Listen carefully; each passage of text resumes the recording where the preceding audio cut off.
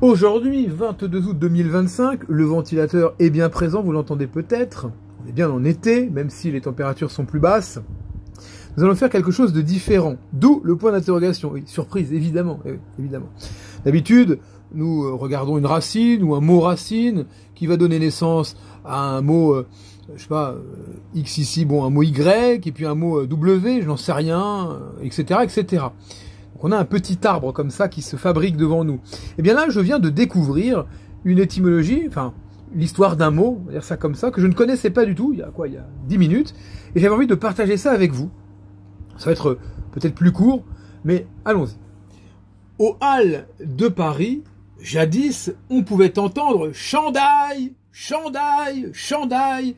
Il s'agissait des marchands d'ail, l'ail tout simplement, qui se faisaient entendre et qui appelaient comme ça le fameux chaland dont nous parlions hier. On les ou avant-hier, je ne sais plus, on les appelait les chandails. Alors, avant d'aller plus loin, j'espère que vous n'avez pas triché, que vous n'avez pas regardé en bas.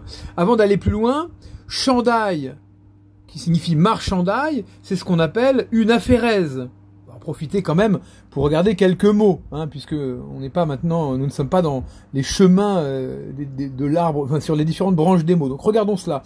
Une affairèse, ou une apocope, c'est son inverse, c'est son antonyme.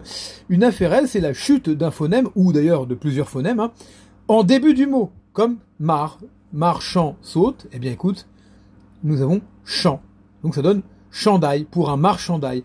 L'inverse, l'apocope, c'est en fin de mot. Alors le plus connu, c'est télé, qui se dit télévision. Alors d'ailleurs télé, ça veut dire loin, comme la téléologie. Enfin bref, on n'est pas là pour parler de ça, mais télé, ça veut dire loin, la vision, donc une vue de loin.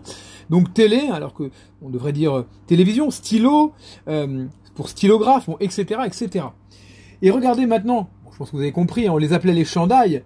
Alors il me semble que c'était beaucoup de Bretons. À vérifier cette information. Alors ces hommes portaient un gros tricot, vous voyez où je veux en venir, pour se protéger des intempéries. Et bientôt, on utilisera le mot chandail non plus pour les désigner en tant que marchandail, mais pour désigner le fameux tricot, le dit tricot. Eh bien voici l'origine de notre mot tricot. Alors ça, c'est étonnant, n'est-il pas? N'hésitez pas à envoyer des commentaires, faites des dons.